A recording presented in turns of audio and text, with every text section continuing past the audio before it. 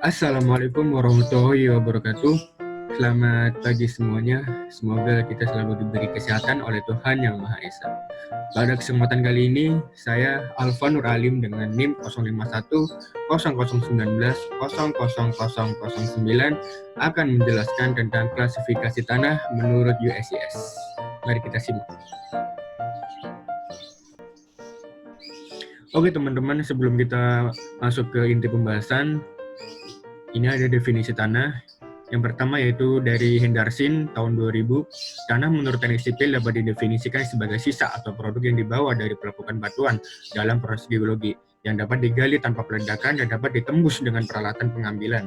Contoh, sampling pada saat pemboran. Yang kedua dari Ensiklopedia Indonesia, tanah adalah campuran bagian-bagian batuan dengan material serta bahan organik yang merupakan sisa kehidupan yang timbul pada permukaan bumi akibat erosi dan pelapukan karena proses waktu. Yang ketiga dari Hardiatmo tahun 2012, tanah adalah akumulasi partikel mineral yang tidak mempunyai atau lemah ikatan antar partikelnya, terbentuk karena pelapukan dari batuan. Di antara partikel-partikel tanah terdapat ruang kosong yang disebut pori-pori atau void space yang berisi air atau udara. Yang keempat ada Terzaghi tahun 1996, tanah membagi bahan-bahan yang menyusun gerak bumi secara garis besar menjadi dua kategori, tanah atau soil dan batuan atau rock. Sedangkan batuan merupakan agregat mineral yang satu sama lainnya diikat oleh gaya-gaya kohesit yang permanen dan kuat. Yang kelima ada dari Das dan kawan-kawan tahun 2010, tanah merupakan bagian terpenting dalam suatu konstruksi seperti bangunan, jalan, dan beban lalu lintas, karena tanah mempunyai fungsi sebagai penyangga konstruksi, atau dengan kata lain, pada tanah inilah suatu konstruksi bertumpu. Tanah merupakan material yang terdiri dari agregat, mineral-mineral padat, tersementasi secara kimia satu sama lain, dan dari bahan organik yang telah melapuk, yang berpartikel padat, disertai dengan zat cair dan gas yang mengisi ruang-ruang kosong di antara partikel padat tersebut. Nah, selanjutnya ada sifat-sifat tanah. Jadi, sifat-sifat tanah itu ada 4. Yang pertama yaitu tanah mempunyai permeabilitas. Yang kedua, tanah mempunyai kemampuan dan konsoliditas. Yang ketiga yaitu tanah mempunyai kekuatan tegangan geser. Dan keempat, tanah mempunyai klasifikasi berdasarkan bentuk, ukuran, dan lain-lain. Nah, ini yaitu ada jenis-jenis tanah. Jadi jenis-jenis tanah yang pertama ada clay yang bersimbolkan huruf C yang berarti tanah lempung. Nah, tanah ini terdiri dari butiran yang sangat kecil dan menunjukkan sifat-sifat plastis dan kohesi. Yang kedua ada sill yang bersimbol huruf M. Tanah ini yaitu tanah lanau, yaitu tanah berbutir halus yang berukuran lebih kecil dari 0,074 mm. Yang ketiga ada sand yang bersimbolkan huruf S. Ini adalah pasir. Nah, ini adalah agregat dengan butiran berukuran mulai dari 0,625 sampai 2 mm.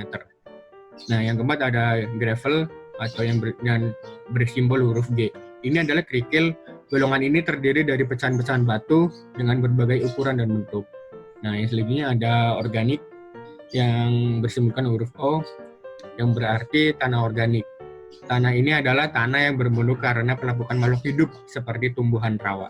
Nah, selanjutnya ada pit yang bersimbolkan huruf PT. Nah, yang berarti tanah gambut adalah jenis tanah yang terbentuk dari akumulasi sisa-sisa tumbuhan yang setengah membusuk. Oleh sebab itu, kandungan bahan organiknya tinggi. Oke teman-teman, jadi kita langsung masuk ke bagian intinya.